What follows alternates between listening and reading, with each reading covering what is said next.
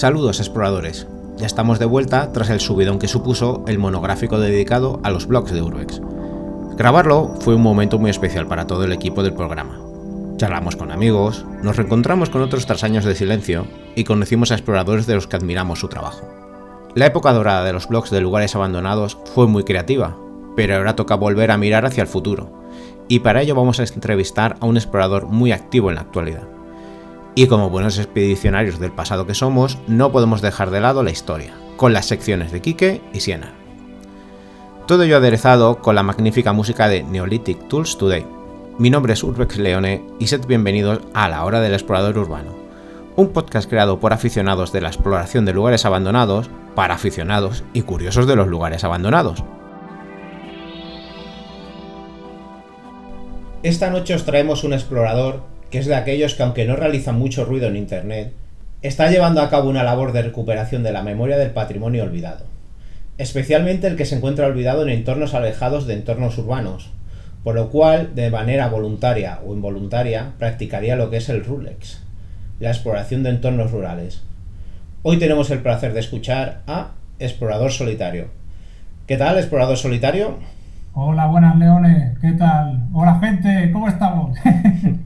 Tu nombre, desde luego, de explorador es toda una declaración de intenciones.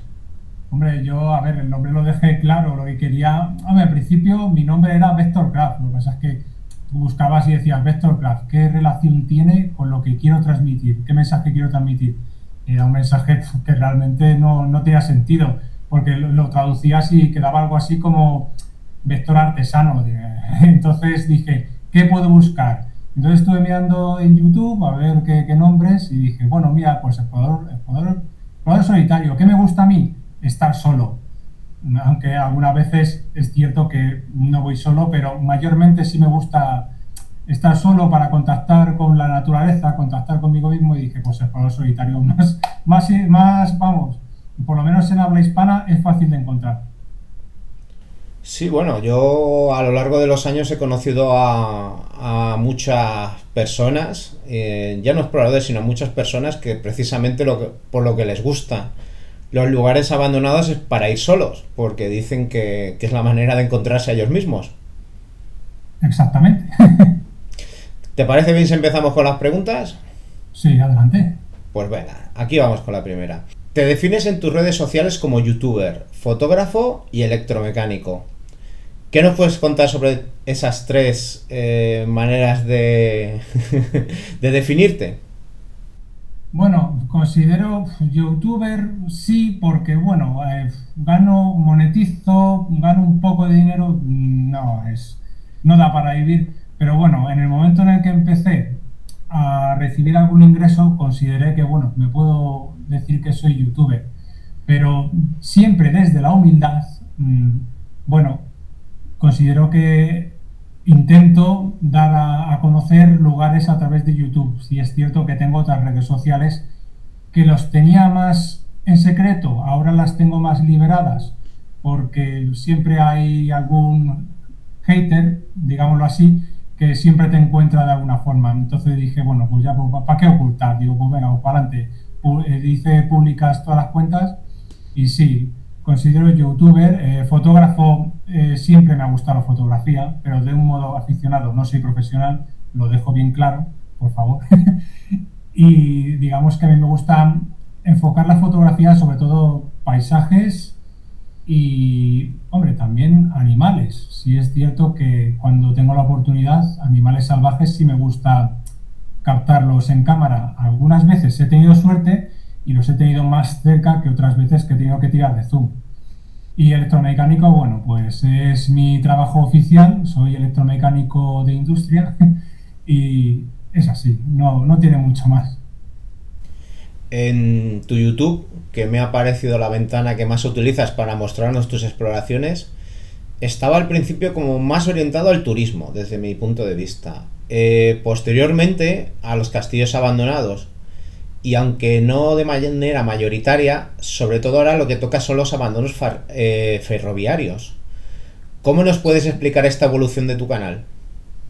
Sí, en un principio sí es cierto que, todo esto comienza a raíz Pues de ver que había, a ver, yo tengo un pueblo en Cuenca que, bueno, en su momento cuando hice el vídeo, allá por el 2000, creo que 11 o no, 2012, sí es cierto que apenas había información, salvo en Wikipedia, ¿sabes? Páginas generales, pero no había un vídeo de cómo era mi pueblo, que es Almodóvar del Pinar. Y dije, bueno, pues voy a hacer un vídeo. Y ya me puse a hacer otro vídeo porque hubo una serie de suscriptores o seguidores, como quieras denominarlo, que me dijeron, ¿puedes hacer un vídeo de mi pueblo? Y dije, bueno, pues voy a hacer. Y al final dije, bueno, ¿y por qué no hago un vídeo de todos los pueblos de España? Una locura, ya ves tú. Al final, digamos que había pueblos, que no quiero nombrar, que no se tomaban muy bien que estuvieras con una cámara por sus calles haciendo fotos. Y entonces, sí, entonces me tocó huir, claramente fue así, salir corriendo porque venían a por mí. Seguro que eso O te sea, pasó en el pueblo donde yo vivo, que son unos bordes. sí es cierto que a mí hasta me amenazaron con romperme la cámara, es que será así. Entonces fue un proyecto que ya, digamos que terminé, porque no quise seguir. Luego es cierto que a mí siempre me han gustado los castillos. Yo siempre he sido una persona un poco tímida, entonces en un principio no salían mis vídeos, porque consideraba que cuando tú buscas un vídeo de, por ejemplo, el Castillo de Ucero en Soria, que os recomiendo ver, por cierto. He estado, y es espectacular. Claro, el Templario me parece que es. Sí, Yo sí. considero que tú quieres ver el castillo, no verme a mí en el castillo. Yo consideraba. Pero luego sí es cierto que había gente que me pedía que saliera. Y bueno, pues ya salía. Y luego ya empecé a explicar. Pero todo esto fue paulatinamente. No de repente, venga, en un vídeo salgo, ya te cuento toda mi vida. No, esto fue poco a poco, yo mentalizándome y fue saliendo.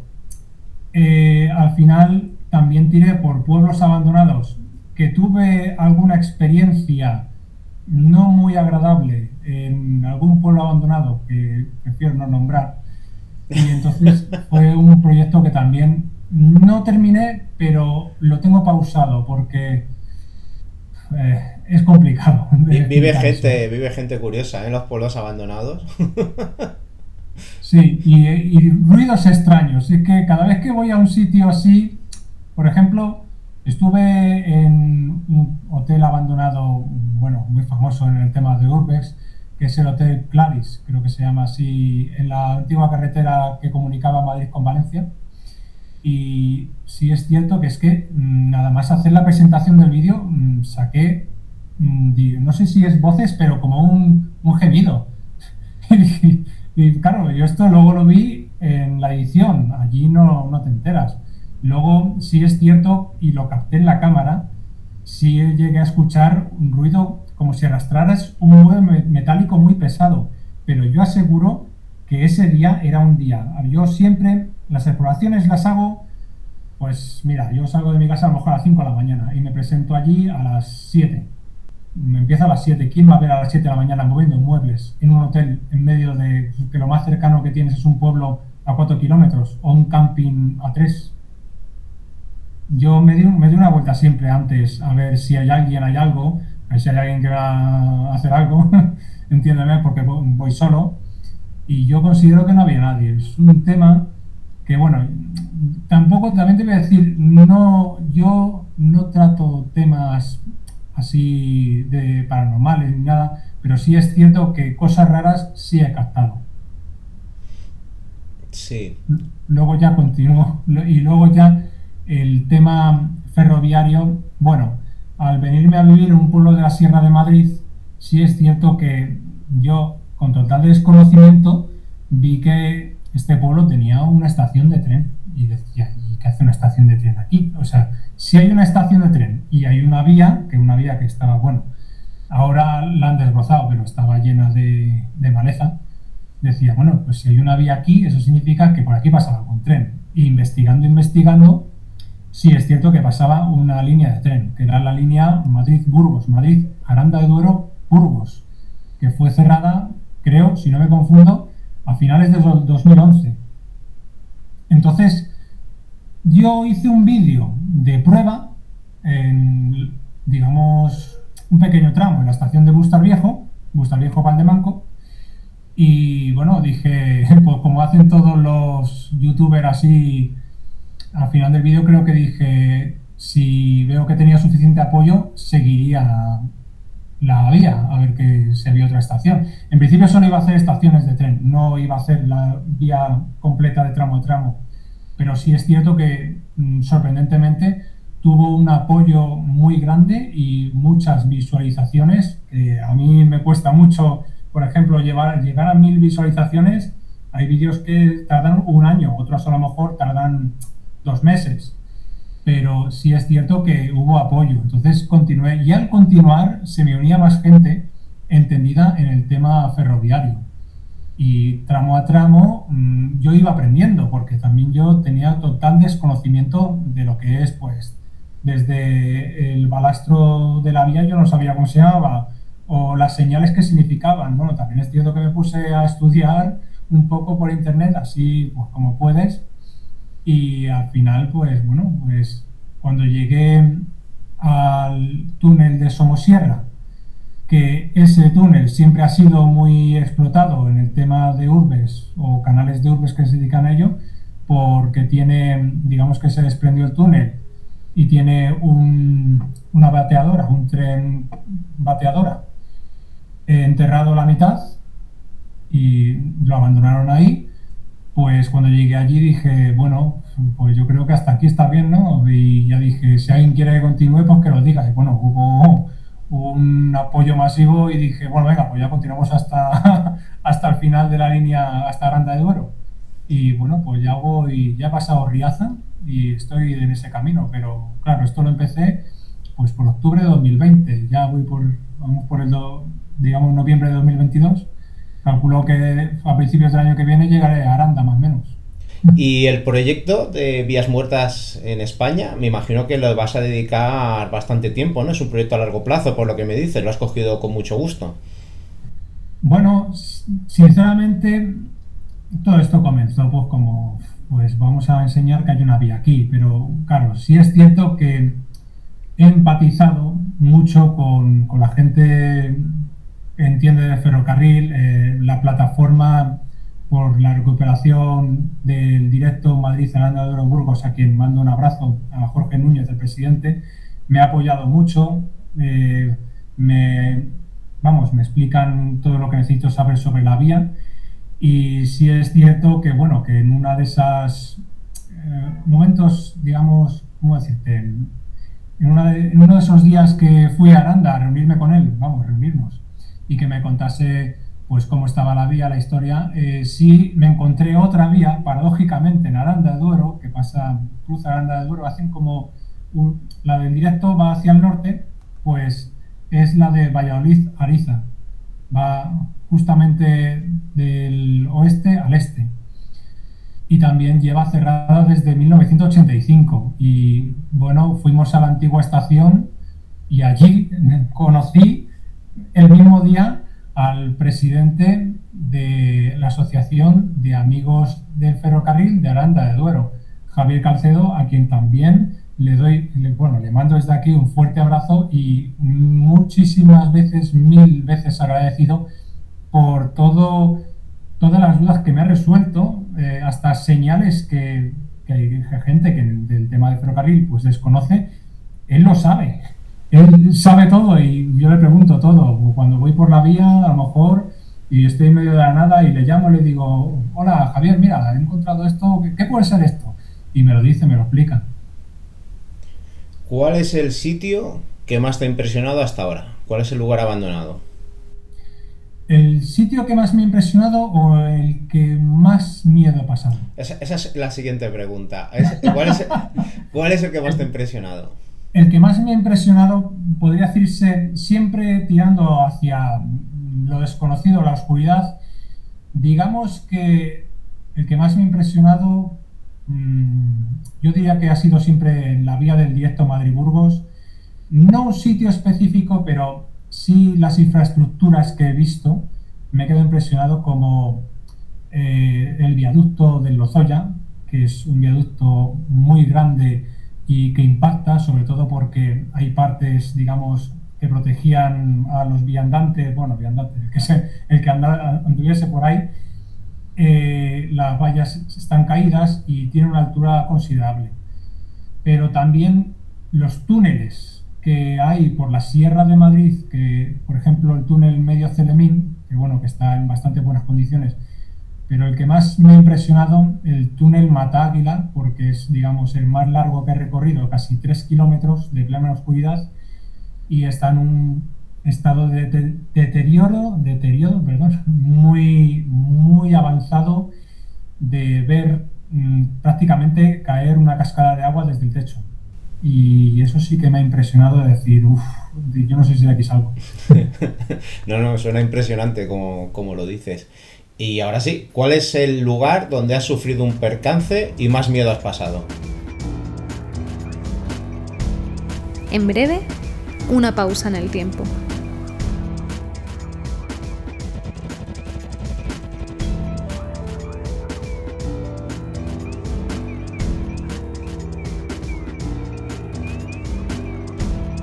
Buenas noches, Quique, ¿qué tal? Buenas noches, Leone, ¿cómo estás? Yo muy bien, aunque a nadie le gusta que la apunten con una escopeta. No es muy agradable. Y además en según qué lugares oscuros, enormes, grandes, muy húmedos, que es el lugar del que nos vas a hablar hoy. Así es, nos vamos a ir a la Comunidad Foral de Navarra. En la que acabamos de verdadero rebote, porque no era la idea inicial, ¿verdad? Ni muchísimo menos, ni muchísimo menos. La idea era comenzar en Lleida, de Lleida acabamos en Zaragoza recogimos a una exploradora, de Zaragoza a Logroño, de Logroño a frontera con País Vasco, en País Vasco recogimos a otro explorador en el coche y bueno, pues ¿qué lugar es del que nos vas a hablar hoy? Pues lugar en el que acabamos aquella aventura y en el que pasamos la noche, el Colegio Izarra. La verdad es que para mí una de las noches más divertidas o fin de semana más divertidos que he tenido de Urbex. Por totalmente improvisado, por cómo surgió, por el grupo que nos juntamos, por la experiencia completa, brutal. Sí, y menos mal que llevábamos siempre en el coche sacos de dormir, comida de lata, hornillo, llevábamos de todo, porque así acabamos. Ya nos conocíamos, ya sabíamos de lo que éramos capaces y precavidos. Vale, pues si quieres empezar contándonos la historia desde el principio de este lugar. Claro que sí. Pues mira, Lene, a principios del siglo XX, la familia Oriol, que era una de las más poderosas de la Cataluña de la época y mecenas del golpe de Estado del 36, construye una mansión para su recreo, como hemos dicho, en tierras navarras. Esta mansión fue objeto de bombardeos republicanos, quedando en manos jesuitas tras el fin de la Guerra Civil, y es cuando comienza la historia que nos ocupa hoy. El Colegio Izarra inicia su actividad formativa en el año 1967, con un complejo espectacular donde los estudiantes, hijos de gente de posibles, vivían en régimen de interno. En los años 70 pasó a ser gestionado por el Grupo Rumasa, grupo empresarial perteneciente a la familia Ruiz Mateos. Que te pego leche. Dime. Que te pego leche. Que te pego leche, el Superman. El Superman. Que a la sazón y por causalidad, gente muy del Opus Dei. Vaya. Sin embargo... Casualidad. Es causal, más que casual. A inicios de los años 80 se destapan los tejemanejes de esta familia de trileros y el colegio acaba entrando en el decreto de expropiación que dictó el gobierno de Felipe González, publicando la orden en el BOE el 23 de febrero de 1983, donde aparece con el nombre de Centros Educativos Izarra Sociedad Anónima. El grupo Montessori se hace cargo posteriormente y queda reconvertido en el colegio británico Izarra International College. Esta nueva vida queda en quiebra a finales de los 90 y ya finalmente no quedó más remedio que cerrar las aulas en el año 97. En el 2000 las instalaciones fueron adquiridas por el Deportivo Alavés por un montante de 2 millones de euros, pero nunca llegaron a darles uso. En el año 2011 el complejo acabó en las manos del gobierno de Navarra y es en este mismo año, concretamente el 14 de enero, cuando las instalaciones sufren el primero de los 2 grandes incendios que la asolan, acabando con uno de los pabellones y la zona de los juegos infantiles. El segundo incendio es el 29 de junio de 2014 y este calcinó el edificio principal donde estaban ubicadas las aulas y donde nosotros pernoctamos. La madera, que era uno de los principales elementos que se utilizaron en su construcción, hecho que potenció la virulencia del fuego y obligó a que este edificio, el más identificativo del centro, tuviese que ser derribado. ¿Con qué tipo de instalaciones contaba el complejo, Quique? Pues el complejo tenía todo lo necesario y superfluo para la vida en un internado para ricos. Además, obviamente, de las aulas de los estudiantes, disponían de 2 piscinas cubiertas, sala de cine, gimnasio, establos, un picadero de caballos, bibliotecas, pistas de diversos deportes como fútbol, baloncesto, tenis, habitaciones, jardines, comedores. Vamos, que ya le gustaría más de un hotel de 5 estrellas. Sí, eso te iba a decir yo, que hay resorts por ahí que no tienen todo esto. Ya quisieran. ¿Y cuál fue el siguiente uso que le dieron al lugar? Pues se llegó a utilizar para batallas de paintball, pero poquito tiempo, ya que este uso también ya se dio por finalizado y ahí las tenemos en las instalaciones a punto de caer, hundidas. Tengo entendido que además el mantenimiento era caro, ¿verdad? Carísimo. El mantenimiento le supone al gobierno de Navarra unos 350.000 euros anuales. O sea, es algo que, imagínate, gastarte 350.000 euros al año en esta época de crisis en algo que no se le va a dar uso, pues te puedes hacer la idea. Ya. ¿Y qué destino más o menos le han dado últimamente? Pues se ha intentado reconvertir en un centro de equitación, se ha hablado de un camping, se ha hablado de campo de tiro y de airsoft, incluso se ha mirado de utilizarlo como punto de reunión de los Boy Scouts españoles. También de una academia para formación policial, pero lo último, que es lo que se está mirando desde abril de este año, es la posibilidad de utilizar estos terrenos para construir una planta de energía fotovoltaica. Vamos a ver en qué queda la cosa. Es una pena que esté destruido. No, el sitio es impresionante. Si te parece bien, empezamos contando cómo nos enteramos de este sitio, porque lo desconocíamos completamente.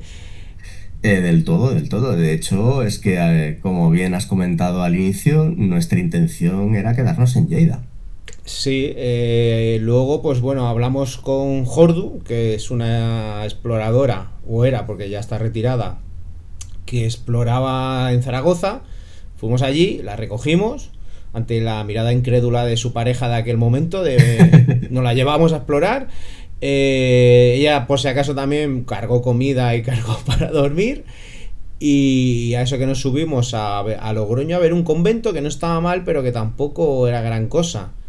No, estaba ya totalmente vacío, solamente pues la edificación. Sí, y entonces, bueno, pues dijo, ¿qué os parece si llamo a Ivanín? Que no está tan lejos. Ivanín era también un explorador de la zona del País Vasco que estaba muy activo. Ivanín vino y dijo, oye, mira, ¿tenéis algo por aquí para ver? Pues no, estamos sondeando si a dónde acabamos. Si acabamos en Francia, si acabamos en La Rioja, si vete a saber dónde acabamos. Y dijo, hombre, yo estuve hace un año en un colegio abandonado con Umpi y con Stewie. Lo que ocurre es que vino el guarda, atención, montado a caballo y con una escopeta de caza y nos apuntó para que nos fuéramos. Claro, decimos, ¿cómo? Entonces nos dijo el nombre del centro, Izarra, y cuando lo vimos por internet no lo podíamos creer que eso estuviera abandonado. Y allá que nos fuimos. Allí que nos colamos, coche incluido, que recuerdo que nos metimos campo a través y lo dejamos prácticamente en la puerta del edificio central. Y era tu coche, además, me acuerdo que era mi coche. Es que también entramos porque estaba lloviendo. Sí. Entramos hasta adentro para no se mojaran los sacos de dormir, y me acuerdo que era ya casi de noche y nos pusimos a explorar, que eso fue una pasada de noche, y nos metimos en las piscinas, que era de lo poco que había conseguido ver alguien hasta ese momento y publicar una foto antes de que apareciera el de seguridad. el cine, lo vimos todo. La verdad es que incluso nos encontramos a 3 señoras por ahí dando una vuelta. Que yo me huelo que habían sido estudiantes de allí, porque se cogieron si te acuerdas, había mucho folleto con fotos de los estudiantes de la época y se llevaron un buen tocho. Yo creo que ellas habían estudiado allí de jóvenes. Es muy probable. Además, yo recuerdo que cuando estábamos explorando las aulas había unas cartas de los alumnos explicando cómo había sido su vida en el colegio. Sí, sí, sí. O sea, fue todo bastante emotivo realmente. Sí, porque luego recuerdo que nosotros que no conocíamos ese colegio, cuando salió el reportaje de Sergio T, fue más gente a explorar y una de las cosas que más comentaban, que más le impactaron, fueron las cartas de los estudiantes. Sí, porque es que estaban plasmando su vida, sus sentimientos ahí totalmente abierto. Es muy curioso. Y además es que lo dejaran allí. Me da la sensación de que ellos ya cuando conocían el futuro del colegio, pues tuvieron esa iniciativa de escribir esas cartas y dejarlas allí a modo de recordatorio. Sí, sí, esas cartas por suerte las respetaron y se la encontró mucho explorador. Después, sí. Pues nada, es que es eso. Imaginaos, entras a aulas donde están todas las sillas y las mesas puestas, no perfectas porque está abandonado y algún tonto ha pasado liando alguna. Pero bueno, era entrar en clases donde estaban las mesas y las sillas colocadas, un aula de cine privado. Luego, a todo esto, se habían llevado los colchones, pero las habitaciones donde dormían los chavales estaba con todo. Tal cual. Con las mesas, de hecho cenamos en una mesa y en unas sillas que había allí. Sí. Y los colchones estaba solamente lo que eran los somieres y pusimos en los sacos de dormir y dormimos allí. Sí, es que yo creo que una de las veces que mejor hemos dormido. Además, nosotros que veníamos era verano y veníamos de la cálida Barcelona y claro, llegamos allí y se hizo de noche, hacía un frío allí interesante. Y recuerdo que Jordo estaba un poco histérica por si venía alguien y nos hacía algo. Entonces lo que hicimos, colocamos a modo de trampas, tú abrías una puerta y se te vencía encima y cosas por el estilo. Sí, sobre todo que si estábamos dormidos nos despertáramos y estuviéramos al tanto de lo que sucedía. Claro, además otra de las medidas que tomamos fue dormir en la segunda planta, porque por si escuchábamos, ya para estar más prevenidos por escuchar en la planta de abajo si alguien entraba, porque claro, por mucha linterna que lleves, tú imaginas, en lugar abandonado hay cascotes, hay vidrios, siempre hace ruido. Y de hecho, yo recuerdo no sé si serían perros, jabalís, pero si te acuerdas se les escuchaba animales moviendo cascotes en la parte de abajo. Claro, hay que decir que es que está en medio de una zona forestal, no es una ciudad, no es un pueblo. Entonces lo más normal era que los animales camparan a sus anchas por allí.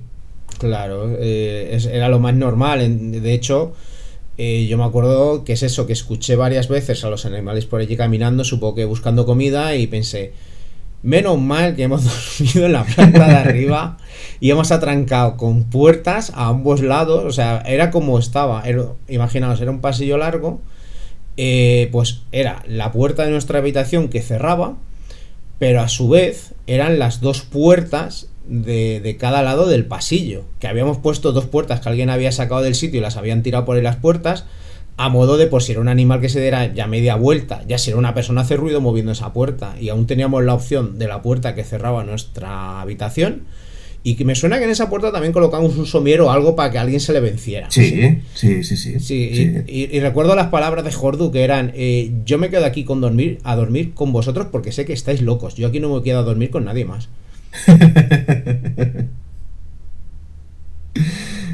La verdad es que algo desconectado tenemos que tener para llegar a hacer aquello.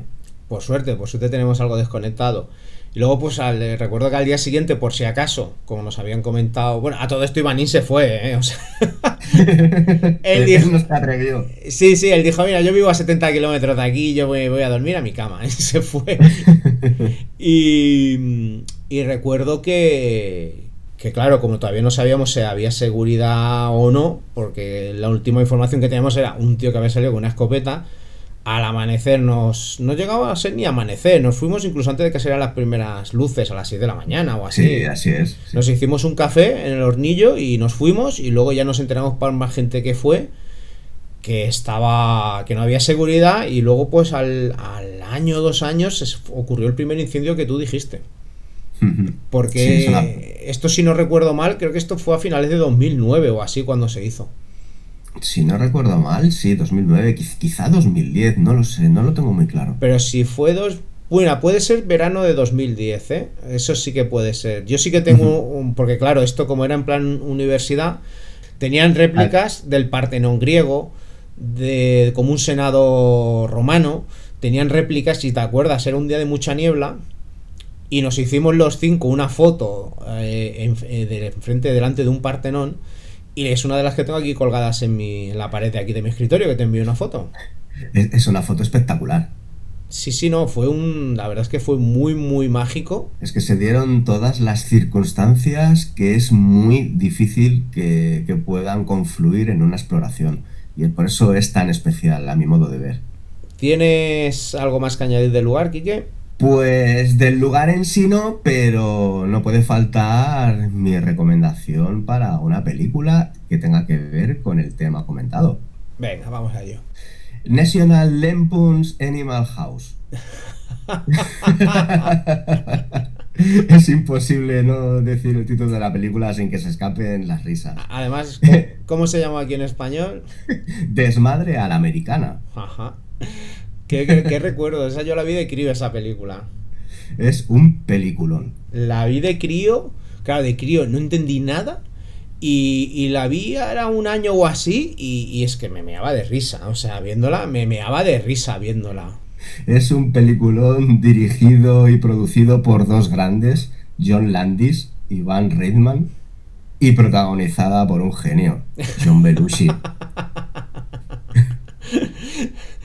Cuando hace lo de beberse la botella de whisky de un trago. El inefable Bluto. Sí. Está muy bien traída. Está muy bien traída esa película. Es de esas pelis que te da miedo un poco verlas, porque dices, la habrá pasado muy mal tiempo, pero no, la ves y la verdad es que la película sigue estando muy, muy, muy bien. Es una gran locura de John Landis. Pues yo no voy a recomendar una película, voy a recomendar una corriente de películas, para que nos diéramos cuenta de los idiotas que éramos aquí en este país en aquella época, que fue sobre todo su mayor estandarte fue John Hughes, que su película de cabecera fue El Club de los Cinco, que solían ser películas de adolescentes que transcurrían en institutos, y la gente, más que no digo por qué idiotas que éramos, bueno, me equivoco, más que en aquella época, cómo éramos de idiotas ahora, porque, hostia, esa es una película generacional. Digo, ¿generacional de qué? ¿Qué tiene que ver los Estados Unidos de los 80 con la España de los años 80? Si toda esta peña vivía en casas de 2 plantas gigantes, tío. Y tú vivías en un barrio obrero, en un piso, o sea, Sí. para empezar. Y luego todo lo que veías allí, que si la Coca-Cola Tap esta que salía en todas las películas, eso aquí no llegaba. Ni los videojuegos, era muy raro que alguien tuviera un ordenador, o por lo menos un ordenador de aquella época. Entonces era como yo creo que la gente lo ha ido idealizando demasiado. Es más, yo creo que tú veías las películas porque en sí eran como una fantasía, porque ves que vivían como he dicho, en esos institutos, iban a estudiar, vivían en esas casas, vestían, la música que escuchaban, es que era como 2 planetas distintos, no tenían Era nada. la adolescencia soñada. Yo ya no entro en el tema de la calidad de las películas, porque las vi de crío, ¿eh? O sea, todas estas las viví, claro, es que era lo que había en los 80. Yo creo que ahora mismo sí que es verdad que a lo mejor se han acortado mucho, pero se decía que en aquella época Estados Unidos iba como 10-15 años avanzado a España. Sin duda. Decía, que tiene 16 años y conduce. Y vaya coche conduce, ¿sabes? Y tanto. Que como mucho aparecía tu primo con 21 años con un Ford Fiesta, ¿sabes? Aquí. Y comparar los institutos norteamericanos de aquella época con los institutos que teníamos aquí, que eran poco menos que correccionales. Sí, y construidos deprisa, corriendo con amianto, con el peor material, mal iluminados, y allí era todo, vamos, era todo bien iluminado, resplandecía todo lo que entraba por las ventanas, no sé. Luz y color. Sí, a mí siempre me chocó mucho que la gente como recuerda las cosas y se llega a identificar con ello. Digo, pero te identificas con haber visto la película y que la puedes haber llegado a disfrutar, ¿no? Pero de ahí A que tú te pienses que vivías así en los 80, hay Es un que mundo. la nostalgia es muy mala, ¿eh? Es que, joder, si es mala. Mira el daño que le está haciendo al cine y a las series hoy en día. Y tanto. Tú no tienes nada más que ver que, si te acuerdas, cuando nosotros éramos críos, por ejemplo, las Bambas Nike aquí no había. Ibas con las Quien tenía unas Bambas Nike era el ídolo del barrio. y no eran tanto las Nike como que eran las Reebok, que eran las que estaban más de moda. Es más, fíjate, yo la primera vez que escuché hablar de Nike fue cuando salieron las Air Jordan. Las Air Jordan, que Sí. es que Jordan fue quien puso a Nike en el mundo. Claro, y la gente puede decir, bueno, Leones, que tú vivías en un pueblo por ahí perdido de Navarra, cerca de Izarra. No, tío, vivía en Barcelona.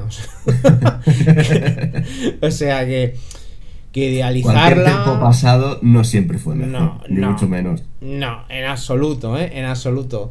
En aquel tiempo pues había sus cosas buenas y sus cosas malas, igual que hoy en día.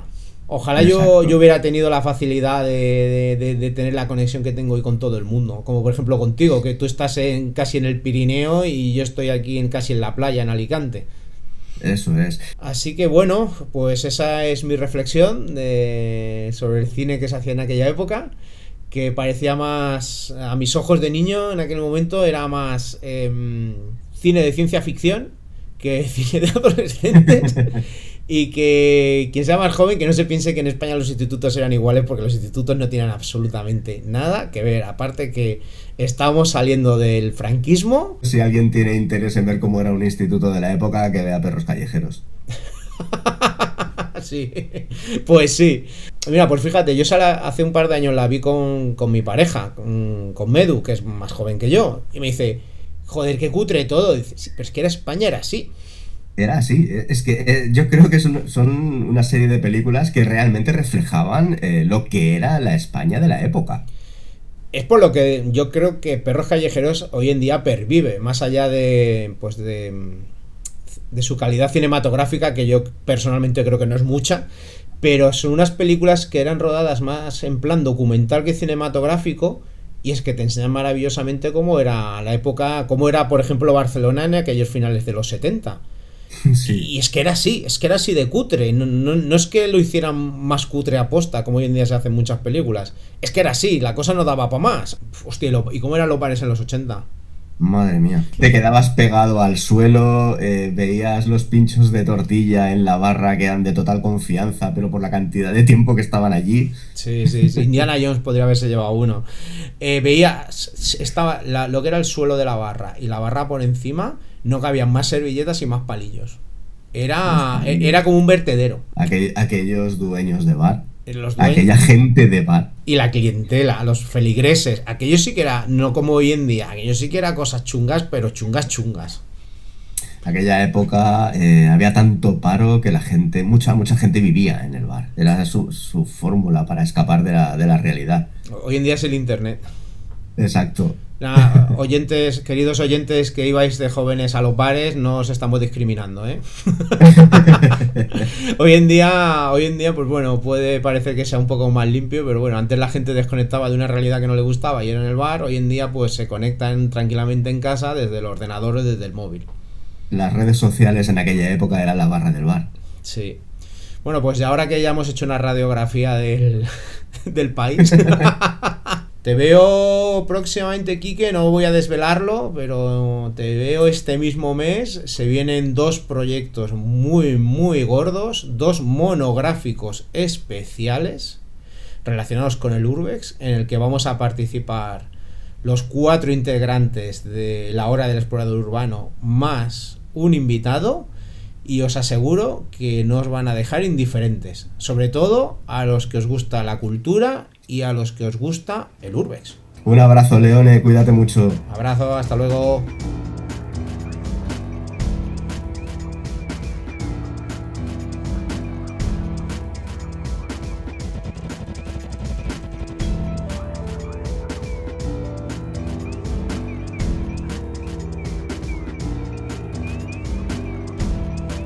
Y eso sí que me ha impresionado de decir, uff, yo no sé si de aquí salgo. No, suena impresionante como lo dices. Y ahora sí, ¿cuál es el lugar donde has sufrido un percance y más miedo has pasado? Paradójicamente, donde he pasado más miedo no iba solo. y ha sido en unas minas abandonadas en Asturias, las minas abandonadas de Texeo. Sí. Pasar miedo porque yo iba con mi amigo, y mi amigo es Alejandro Álvarez, a quien, bueno, también le mando un abrazo, por supuesto. Él entiende mucho del terreno de Asturias y de minas. Y él me explicaba, pero tú entrar para adentro una mina que lleva 40 años abandonada, que sí es cierto que no entramos en una, sino entramos en 3, de 6, pero es que no dio tiempo a recorrer las 6, porque bueno, es una locura hacer, vamos, en un día no te lo puedes hacer, porque es subir montaña y es una paliza. La primera sí es cierto que intentaron hacerla turística, pero solo restauraron 100 metros de 1 kilómetro. Entonces, cuando llegabas a los 100 metros, había como, bueno, una puerta abierta que después ya era mina totalmente sin rehabilitar y completamente mina abandonada. Cambiaba completamente el olor, humedad, olor a cerrado, mucho polvo, y ir viendo que te estás yendo más y llegar un momento que hace curva, ya no ver nada y ver desprendimientos y que me diga mi amigo, no toques las vigas, bueno, traviesas o vigas como, creo que son vigas de madera, porque tienen más de 100 años y como las toques están podridas y se van a deshacer y se puede caer una parte o más de una parte. Lo que más a mí, digamos que psicológicamente me afectó fue llegar al final de la mina y dar con la pared y 1 kilómetro hacia adentro de la montaña escuchar un ruido continuo como si fuera un motor eléctrico, como un... y decir, ¿y esto por qué suena así? Y bueno, creemos que era por el sonido del agua pasando por dentro de la montaña, pero no lo sabemos exactamente y la verdad que fue algo que no entendí, claro, pero es que no todos los días me metía en una mina abandonada. Ya, yo lo que sí que me encontré, yo es que estuve viviendo 3 años en Asturias y me metí en alguna. Y yo creo, en algunas lo que me encontré es que, claro, como allí tienen la suerte de que llueve tanto, hay mucha gente que aprovecha toda ese agua estancada para sus tierras, incluso para la casa. Vete tú a saber si no habían metido, justo cuando estáis dentro, metieron un motorcillo de esos de gasolina pequeños, a saber, yo estoy por darle alguna explicación. Sí, pero de dentro de la montaña, es que es una montaña, la montaña era enorme, era más, pues como a lo mejor la del Pico del Peñalara. Es que, o sea, las minas estaban dentro de la montaña y era 1 kilómetro para adentro. Es que yo creo que era Corrientes de agua. Vamos, no sé cómo se dice la carrera, geotermia puede ser, no, me lo estoy inventando. No sé. Algún geólogo seguro que entiende del tema y te puede explicar, nos puede explicarnos bien. Sí, pero bueno, sí, es muy curioso el ruido. Yo me acuerdo en uno de los vídeos que tenemos en una mina de agua, porque aquí en Alicante las minas, la mayoría son de agua. Se escuchaba, íbamos andando y de pronto nos quedamos para, ¿qué es ese ruido? Y miramos, había un agujerito bajo tierra y pegamos el oído, se escuchaba, joder, como si pasara por allí el mar, ¿sabes? Y estábamos como a 60 kilómetros del mar. Y dices, hostia, un sitio tan agreste, tan seco, que ya había perdido su función de mina de agua, porque no había agua, por eso nos pudimos meter. Y a lo mejor 5 metros debajo estaba pasando el agua. Y bueno, esto tú lo sabes muy bien. Como en una mina estás en silencio, los sonidos se potencian de una manera increíble. Sí, y de hecho, no animales en sí, pero a ver, yo por ejemplo en la primera mina sí es cierto que a unos 800 metros para adentro me encontré una seta, una seta en medio de la mina. Dije, ¿y cómo ha nacido aquí una seta? Pero completamente blanca, era lo que me llamó la atención, no tenía color.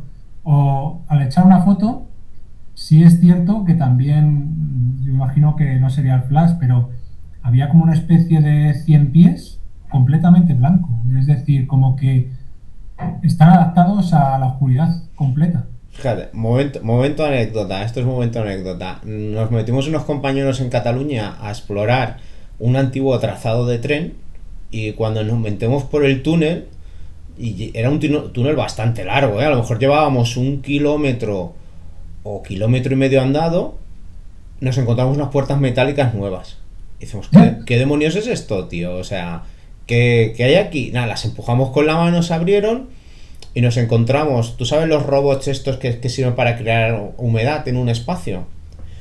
Pues de estos se iba moviendo y iba como tirando agua muy nebulizada, no era ni pulverizada, era nebulizada para crear el ambiente de humedad, y nos encontramos unas balas de paja y toda a cada lado del túnel de punta a punta te llenó de balas de paja con bolsas de basura y creciéndole lo que dices tú, setas blancas, y llegamos a la deducción de que alguien lo estaba aprovechando para criar allí, para sembrar y luego venderlas, las setas. Sí, sí, digamos que lo que es el tema ferroviario, es cierto que mucha gente lo aprovecha. Yo te puedo contar que he visto por las vías abandonadas, pues desde que han a lo mejor vallado partes para hacer un coto de caza, que yo no sé si eso se puede hacer, no tengo ni idea, hasta si es cierto, por ejemplo, vallar para el ganado. ¿Para qué, disculpa? Sí, vallar una parte de la vía para dejar ahí encerrado el ganado. Ah, el ganado. Vale. Venga, vamos allá. Siguiente. Y aquí ya empieza una cosa que sé que te va a gustar. Publicando los lugares, ¿crees que se contribuye a su vandalismo y expolio? Bueno, yo considero que, es más, los lugares que yo normalmente exploro ya están vandalizados. Es decir, ya más daño no se puede hacer. Yo considero que el que quiera hacer daño lo va a hacer igual, digas dónde está, que no. Al final se sabe, y si no se va a encontrar. Porque si tú has encontrado el lugar, eso significa que ellos también pueden encontrarlo. Me parece una tontería, diciéndolo así, ocultar el sitio. No lo voy a decir porque bueno, lo van a romper. Así que, vamos a ver, mira, por ejemplo, hubo un suscriptor que me preguntó, por favor, si yo reconocía un pueblo que ponía el título del vídeo: este pueblo lleva 1000 años, tiene una historia de 1000 años. Digo, vale, venga. Y me puse a mirar en internet, o sea, Google, lo puedes hacer cualquiera, fotos de pueblos abandonados por provincias, que hay blogs que se dedican a eso, y al final cogí una referencia del vídeo enseñando la iglesia del pueblo y localicé el vídeo y se lo pasé. El pobre suscriptor llevaba 2 años buscando el pueblo y yo en 2 semanas se lo encontré. Entonces tú lo que nos estás queriendo decir es que por mucho que lo intentes proteger, siempre lo encontrará antes. Lo van a acabar encontrando. Considero que si yo puedo llegar a un lugar abandonado, cualquiera puede hacerlo, y entonces es tontería. Porque una cosa es que yo te enseñe una casa pues digamos de un señor de un pueblo que me ha dado permiso para enseñar la casa, pero no quiere decir dónde está, que me parece lógico y normal. Pero decir una casa que tú ves que está abandonada, que puedes entrar como Pedro por su casa, ¿qué más da que te diga dónde está o no? Es tontería.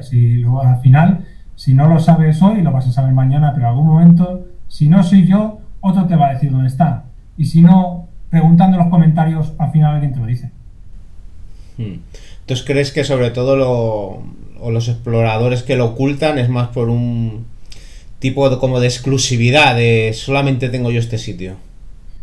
Pues cada uno es libre de hacer lo que quiere en exploración urbana y en YouTube y en las redes sociales en general. Pero yo considero que si yo puedo disfrutar de un sitio, si tú no tienes maldad, si tú vas a descubrir, si vas a interiorizar, a admirar, ¿por qué te tengo que negar yo? ¿Y por qué me tienes que preguntar dónde están? Pues mira, en el título lo pones. pueblo abandonado tal, no es tan difícil. Incluso te pongo la provincia, porque me gusta a mí luego hacer una lista de vídeos y poner provincia de Soria, o provincia de Asturias, o provincia de Burgos. Ya te digo, y considero que no diciendo el nombre no vas a conseguir nada, porque es que lo vas a encontrar igual, porque vivimos en un mundo globalizado y Internet lo tiene todo, tiene respuesta para todo. ¿Crees que los exploradores guardan la memoria de los lugares con sus fotos y vídeos? Sí, yo creo que sí.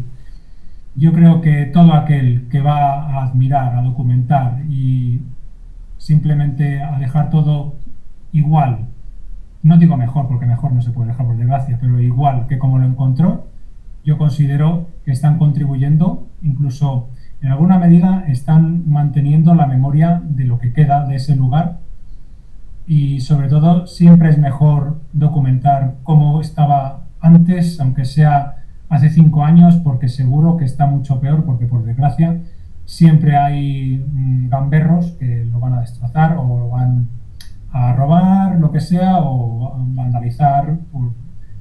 Nunca hay una frase que digo alguna vez, que nunca entendré qué heroicidad tiene vandalizar una casa abandonada, como puede ser una fábrica, como puede ser una estación, como puede ser lo que quieras.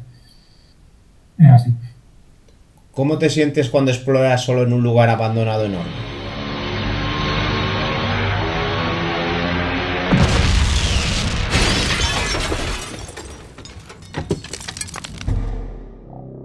En breve, pretéritos de guerra.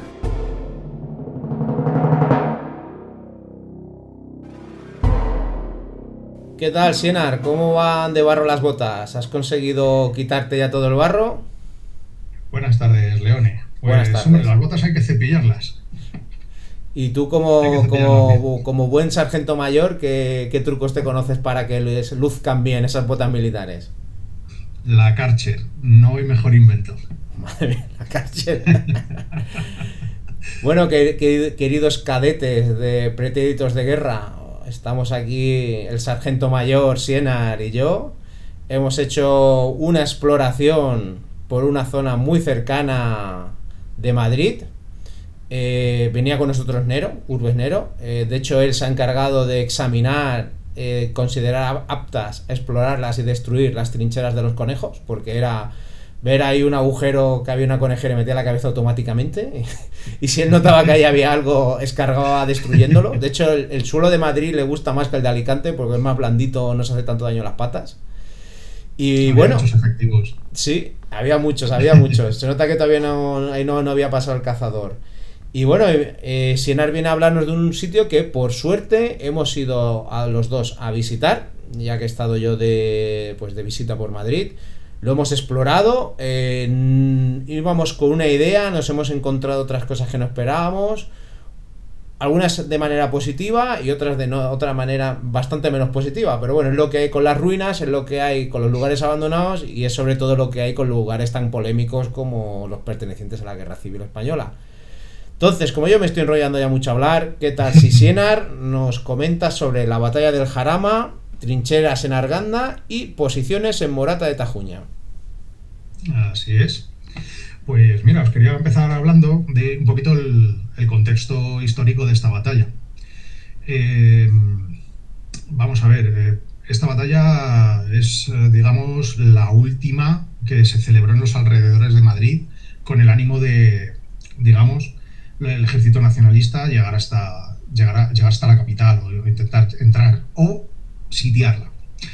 Venimos de que a principios de la guerra, en verano del 36, los nacionalistas ya dominaban el norte, las regiones del norte de Madrid, norte, oeste, y prácticamente empezaban a llegar también desde el este, pero el sur no. Sin embargo, entrando desde Ávila y la zona norte de Toledo, durante otoño del año 36, entraron con relativa facilidad prácticamente hasta la localidad de Seseña, donde los soldados del Frente Popular les hicieron una relativa defensa con bastante potencia, ya que disponían de de los carros T-26 y de una aviación bastante potente. No obstante, el Frente Popular también acabó cediendo la posición, digamos, de Seseña. Y esta victoria para el bando nacional pues les permitió avanzar hasta el Valle del Jarama. Esta, digamos, sería la situación previa a la famosa batalla del Jarama, que es la que vamos a comentar. ¿Por qué quería el bando nacional llegar hasta el Jarama? Pues como ya dominaba el norte, casi el este de Madrid, el norte, y el oeste estaban llegando ya hasta Seseña, dominaban también el sur.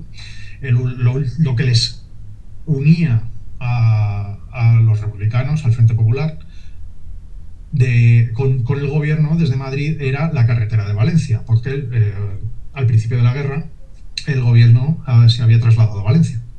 Entonces lo que querían los nacionalistas era cortar esa comunicación con Valencia y finalmente sitiar Madrid. Ahora veremos que esto finalmente no se consiguió. ¿Qué conclusiones sacaste de tu visita a Arganda? Pues ha sido curioso, porque yo venía con la idea de estos antecedentes.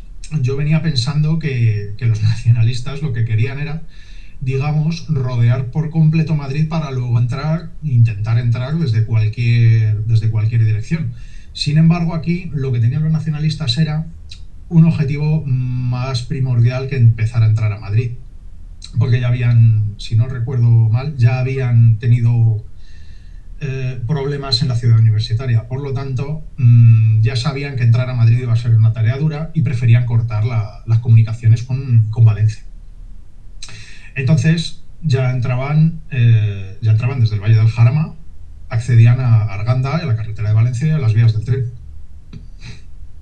Pues esto lo leí en un libro hace tiempo. Hay una anécdota muy divertida, que es cuando, curiosa, que es cuando fueron a dinamitar varios puentes los republicanos para que no pasaran los nacionales en lo que fue la contienda de la batalla del Jarama. Hay uno que lo volaron, claro, desde las bases. Entonces todo el puente entero se levantó entero 1 metro y volvió a caer. Y no se destruyó. La verdad es que sí, suena un poco a dibujo animado. Casi, a dibujo animado, sí. Como está el parque de la Warner, lo voy a mencionar, a la Warner Brothers.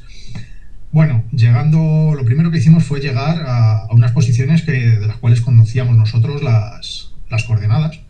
Llegamos rápidamente con el coche a través de un par de caminos y empezamos a explorar por unas laderas, ¿no? Y empezamos a ver pues unas excavaciones que correspondían con una trinchera que conectaba una serie de pozos, de posiciones que se separaban pues 3, 4, 5 metros entre ellas, ¿no? Y la trinchera los comunicaba. Nos llamaba mucho la atención, teniendo la idea preconcebida de que el Ejército Nacional venía de fuera de Madrid hacia el interior de la ciudad, que las trincheras estuvieran orientadas al contrario, de dentro de la ciudad hacia afuera. Lo que nos permitió luego averiguar que, al ver el mapa de la batalla, pues efectivamente justo en ese punto donde estábamos la batalla se había dado la vuelta. Los nacionales ya habían alcanzado el Valle del Jarama y la trinchera en la que nos encontrábamos nosotros estaba dispuesta para defenderse de los nacionales. Y aparte eran unas trincheras que tenían unas vistas que se podía dominar todo el valle. Tenías a tiro de fusil a cualquiera que pasaba por ahí. Eso es, bueno, el valle es bastante ancho. Un fusil tiene mucho alcance, pero este valle no se lo cruza. Hay que ver, vamos a aprovechar que ya hemos hablado de la Marañosa. Hay que tener en cuenta que la zona elevada de todos los montes de la Marañosa ya estaban en dominio de los nacionalistas, mientras que las trincheras donde estábamos nosotros, al sur de Arganda, en una zona que se llama Valdeperdices,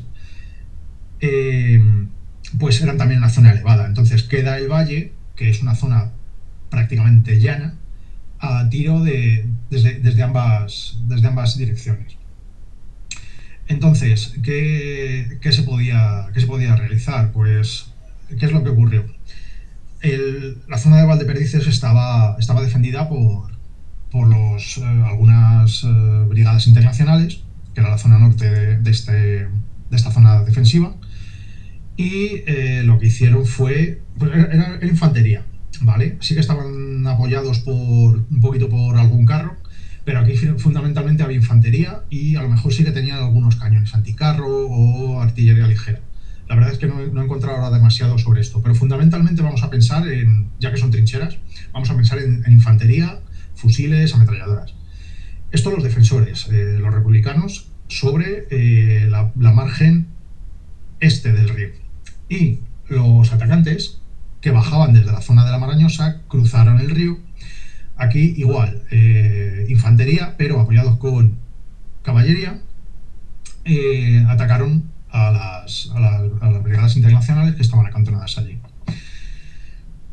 Los atacantes pertenecían a la División Reforzada de Madrid. A ver, nos llevamos una grata sorpresa porque nosotros íbamos a visitar allí unas cuevas que les llamaban las cuevas de los carabineros, y de casualidad nos encontramos con estas trincheras que no habíamos, vamos, yo no me las esperaba encontrar ni había visto en ningún sitio que hubiera información sobre ellas. Es verdad, aunque teníamos unas coordenadas a las que acudir. Bueno, dejamos el coche, empezamos a subir la ladera y prácticamente nos topamos con las trincheras y nos tocó escalar como precisamente el bando nacionalista fue en la dirección del ataque. Esa es la dirección que tomamos nosotros subiendo la colina. Más adelante, pues siguiendo el mapa, un camino y demás, alcanzamos las excavaciones de las cuevas. Sí. De hecho, puedo decir que Urbesnero se lo pasó muy bien, tanto las trincheras, que le encantaron, como luego meterse en las cuevas. Eso es, me acuerdo de su carita al pobre, viendo cómo te metías dentro, y él quería también más y antes.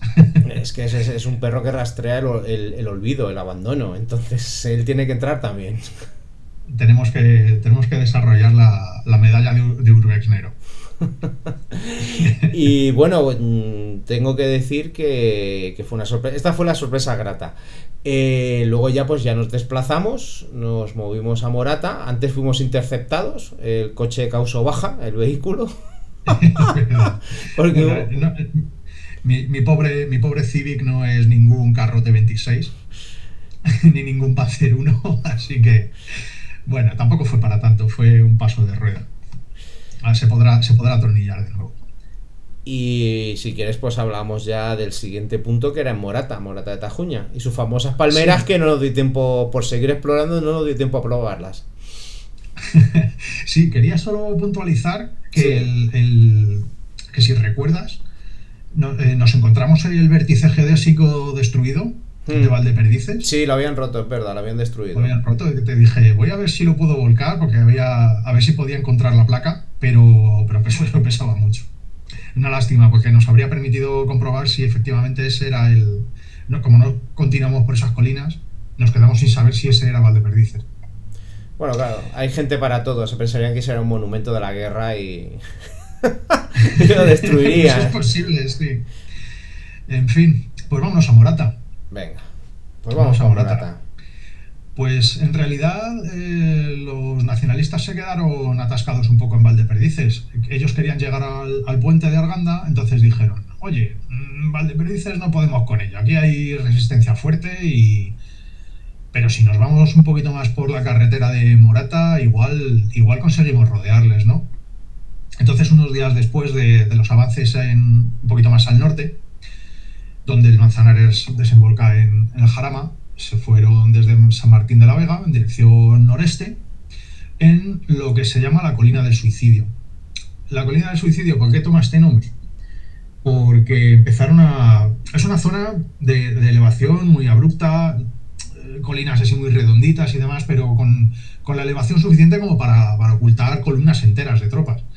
Entonces yo entiendo que hay una defensa que hicieran los republicanos pues fuera bastante cruenta y fuera muy difícil para los nacionalistas. Sin embargo, al final los nacionalistas consiguieron alcanzar la planicie, la zona elevada, la verdadera Colina del Suicidio, y ahí se estancan los combates.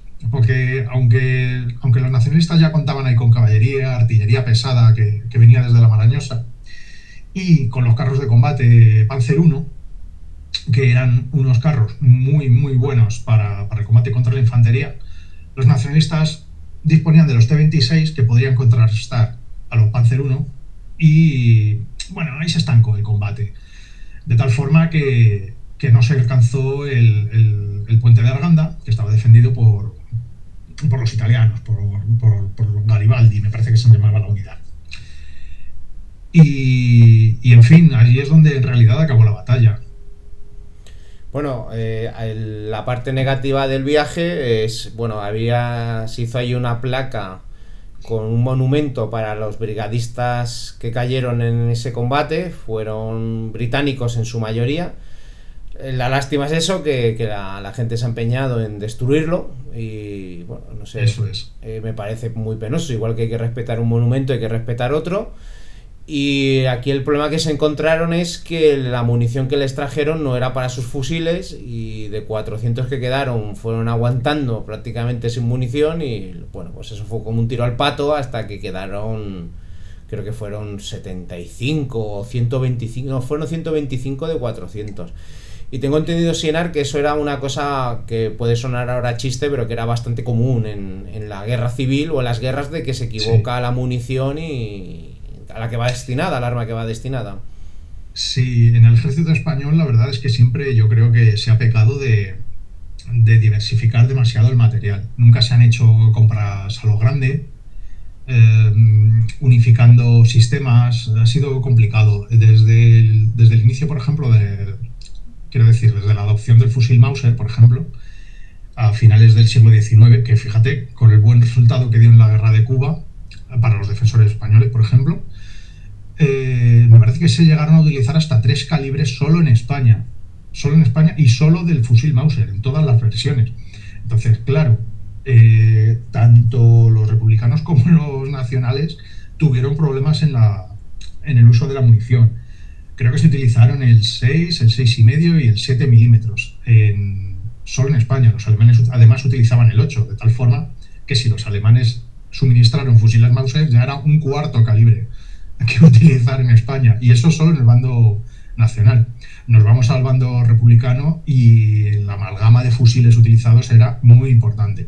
Podían aparecer fusiles Enfield, fusiles Springfield, fusiles Mauser de varios tipos, fusiles Mosin Nagant, ninguno era compatible con otro. Yo creo que es algo que se sucedió durante toda la guerra y en ambos bandos.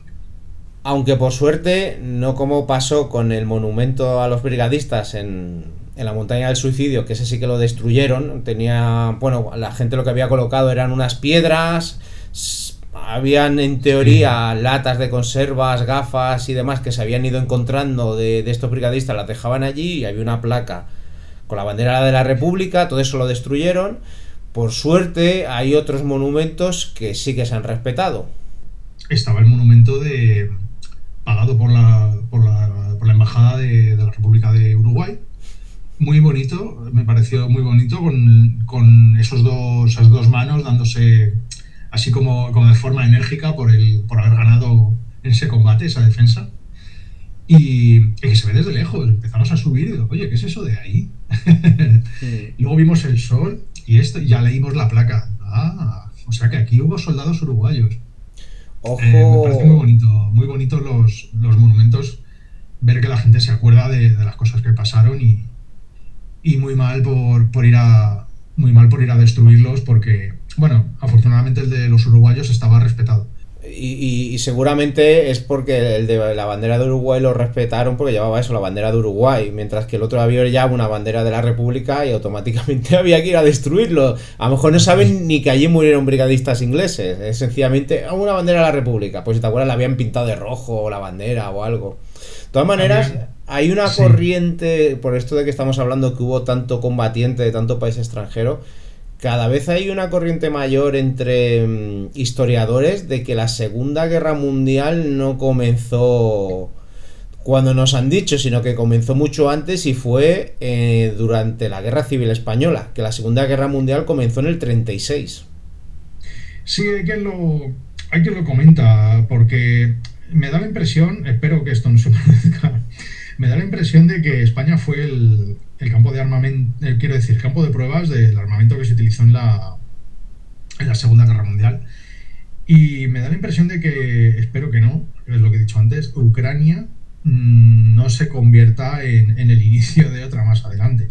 Pero la tónica general ha sido muy parecida. Está probando todo el mundo el armamento en Ucrania. Sí, aquí en España pasó lo mismo. Vinieron aquí los ingleses, los franceses, los alemanes, los italianos y vinieron aquí a probar las armas. Y muchos voluntarios, más luego muchos ejércitos que estuvieron probando las armas. La Unión Soviética con los T-26, algunos aviones que, bueno, en mi opinión ya estaban desfasados en el año 36. Los alemanes pusieron más carne en el asador. Pero lo mismo, probaron sus Panzer I, probaron los Stukas, probaron los Bf-109. Entonces, pues fue el campo de pruebas. Los italianos también probaron un montón de armamento. Fue el campo de pruebas. Por eso te digo que yo no lo veo tan descabellado, esto de que la Segunda Guerra Mundial comenzó en España en el 36. Bueno, a mí no me gusta pensarlo, porque es que es cierto que tuvo un origen y un final aquí. Bueno, la verdad es que fue una tarde, bueno, fue un día bastante interesante, también hacía que no nos veíamos unos meses. Habíamos estado el verano aquí en Paracuellos de Jarama viendo a los de la otra parte, por así decirlo. Y a ver, a mí se me quedó la sensación de que como un primer adelanto de cosas más grandes que vamos a hacer, de redescubrir o descubrir esos lugares olvidados de la guerra civil, yo lo veo como un inicio muy, muy bueno y muy prometedor. ¿Y tú quieres añadir algo respecto a la batalla o sobre el terreno, Sí. lo que viste allí? Sí, precisamente, y a colación de lo que me acabas de comentar, a mí me ha gustado mucho informarme sobre esta batalla, porque en realidad, a pesar de haber participado, bueno, de haber estado como público viendo las recreaciones en varias ocasiones en Morata de Tajuña, en realidad no conocía los pormenores de la batalla, el devenir, y claro, englobarla dentro de la ofensiva general que hizo el Ejército Nacional y entender cuál era la estrategia del Ejército Nacional para acabar con el Frente Popular en este punto en concreto, pues me ha dado pie a pensar, digo, caray, y si no rodearon la ciudad, ¿cómo consiguieron afectar a la línea de comunicación con Valencia?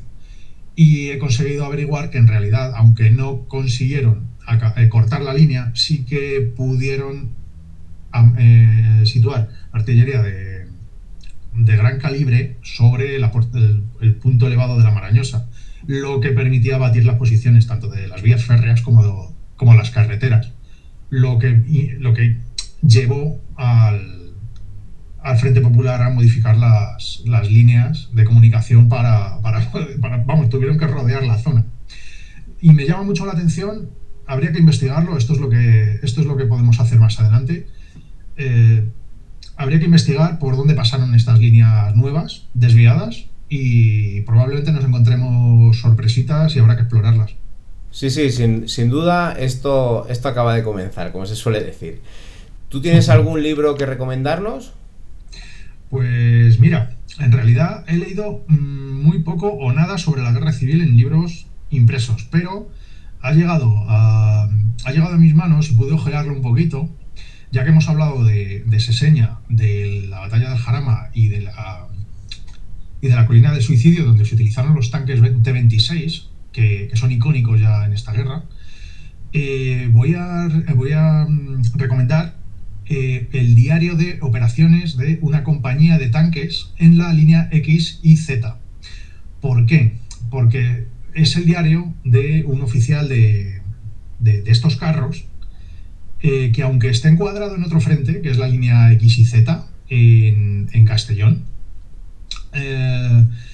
habla sobre el uso que se hizo en combate sobre estos carros.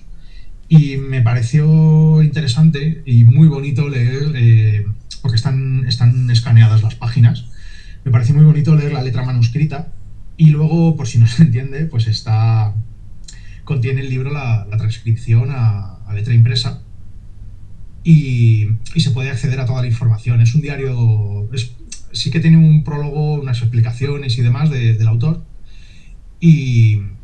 pero lo interesante es acceder directamente al contenido. ¿Y cómo se llama el autor? El autor es Vicente Falcó Fuertes. Uh-huh. Siempre en muchos casos suele ocurrir que lo que son los investigadores locales encuentran las mejores historias. Así es. Este libro además fue curioso porque me lo estuve hablando con un amiguete que sí que recrea guerra civil y me dijo que estaba como loco para encontrarlo y que lo había hecho todo, que lo había intentado todo. Entonces me puse manos a la obra, utilicé Google y en 5 o 10 minutos averigüé quién era el autor, le busqué en Facebook, contactamos con él. Y bueno, a todo esto, yo tenía 12 amigos en común con él. Le contactamos y el hombre encantadísimo. Le pagamos el libro, nos lo envió firmado y por eso pude hojearlo. Bueno, para que luego digan que las redes sociales son cosa mala y la tecnología son cosa mala. No señor, no señor. Si se llaman sociales es por algo. Muy bien, Sienar, pues te veo en la próxima batalla. Encantado, por supuesto, y más si es con soldados como tú. Pues nos vemos próximamente en el frente. Ya veremos si va a ser... Yo creo que va a ser más en el frente de Cataluña la próxima. Hay algún búnker, me suena por ahí. Sí. Venga, buenas noches, un abrazo. Un abrazo, Leonel.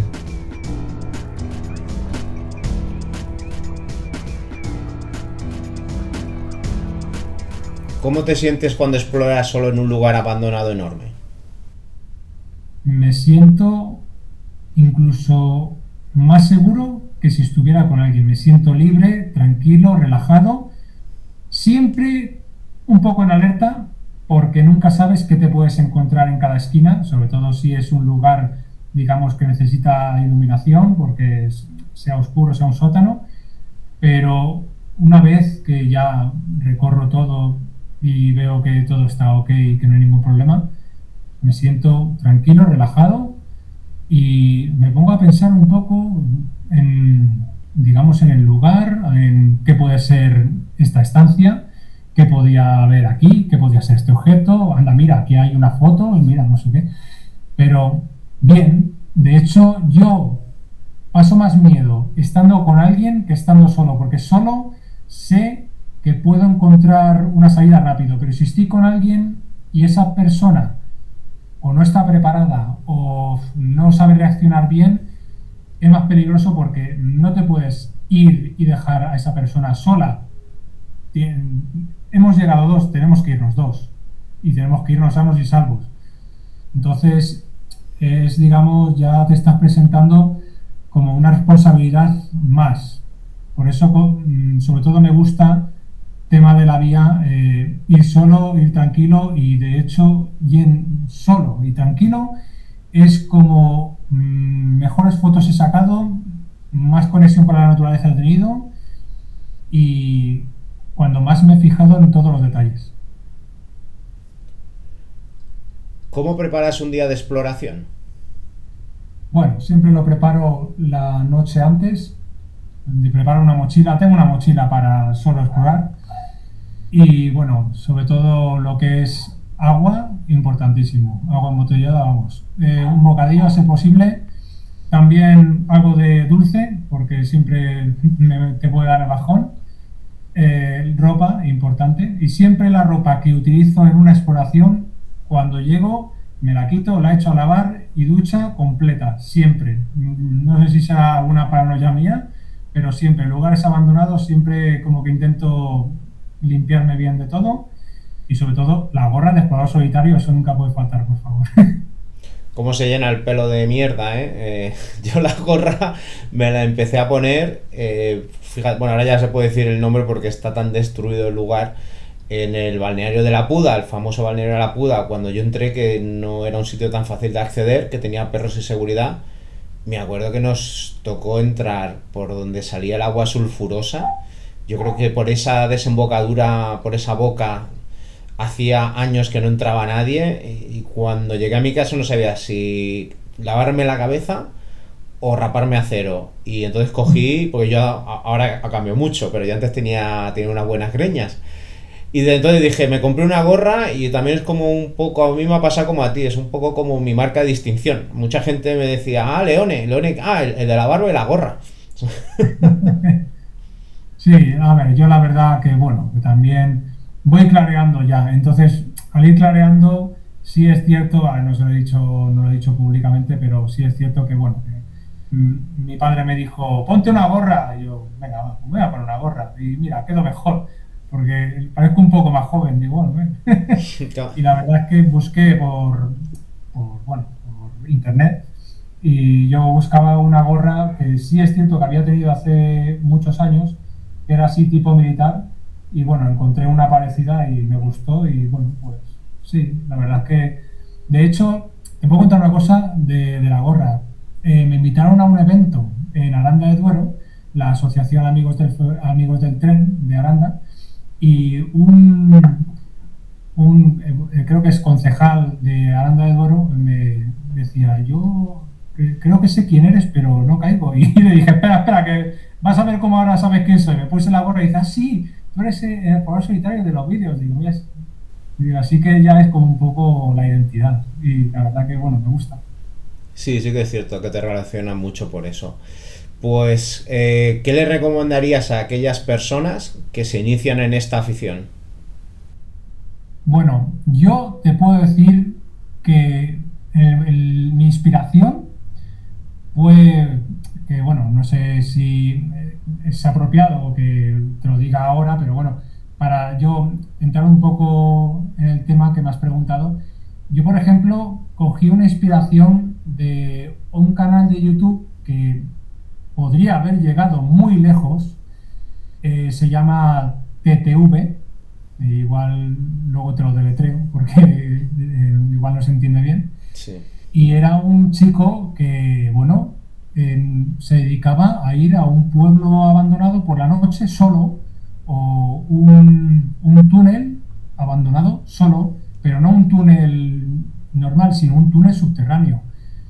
Y yo lo vi y me gustó, pero no me atrevía, hasta que vi que dejó de transmitir vídeos. Entonces dije, bueno, esto igual habría que completarlo un poco, ¿no? Así en solitario no tiene que estar tan mal. ¿Cómo empezar? Yo, antes de empezar, lo primero valoraría qué es lo que quiero transmitir, qué es lo que quiero, qué es lo que quiero ver, qué es lo que quiero explorar. La exploración urbana es muy amplia. Puede ser tema ferrocarril, puede ser tema, digamos, urbano, puede ser tema rural, un pueblo abandonado, puede ser incluso infraestructuras de obras que quedaron en nada, e incluso una cantera, que he visto alguna por ahí, canteras abandonadas. Yo empezaría por ahí. Después, valoraría cómo me siento mejor. ¿Me siento mejor solo, acompañado, de noche, de día? Yo personalmente considero que si lo quieres explorar en un lugar, hay que ir de día, porque de noche, ¿para qué? ¿Qué vas a ver? Si que no ves nada, y lo que te vas a caer por un hueco o algo, es lo que yo veo. También, luego, muy importante, el equipo. Creo que también es importante siempre ir preparado para cualquier emergencia. El móvil cargado, vamos, es todo de sobra. Pero sobre todo, yo por ejemplo llevo alcohol de farmacia, vamos. Siempre es importante porque es que en este campo, no la primera, a lo mejor la segunda tampoco, pero alguna vez te vas a hacer daño con algo, te vas a hacer heridas, eso doy fe de ello. Sí. Y bueno, ya para acabar, ¿alguna consideración final? Nada, solo muchas gracias, Leone, por la entrevista. Eres el primero que me hace una entrevista, por cierto. Por eso estoy muy emocionado. Espero haberlo hecho bien y nada, yo agradecerte mucho pues el interés que has mostrado por mí. Yo ciertamente siempre lo he dicho, tengo un canal humilde de YouTube, ¿sabes? No soy ningún influencer ni nada, pero bueno, siempre intento dar un enfoque distinto a lo que es el Urbex, mezclado con cultura, mezclado con historia, mezclado con pues temas importantes, y reivindicar siempre para ir a mejor, como volver a activar una línea de tren, o fomentar el turismo en el medio rural, o como dar a conocer a lo mejor digamos, una ruta que es poco conocida y que merece la pena. Bueno, pues yo estoy agradecido de que aceptaras la entrevista. Seguro que no es la última que te hacen, porque sobre todo lo que es el tema ferroviario es muy muy interesante y estás realizando una gran labor de recuperación de ese patrimonio que se está perdiendo. Y bueno, las puertas de esta casa, de la obra del explorador urbano, las tienes siempre abiertas, más que nada porque la casa está abandonada y puedes entrar cuando quieras por la puerta. Está abierta. Muy bien, muchas gracias. Estamos de acuerdo en que te pusiste esa vieja chaqueta para explorar, porque ya no te la pones para salir. Pero han sido tantas las exploraciones que has realizado con ella, que ahora te da pena que se haya roto tras un enganchón con la valla. Se trata solo de coserle un parche para tapar el agujero.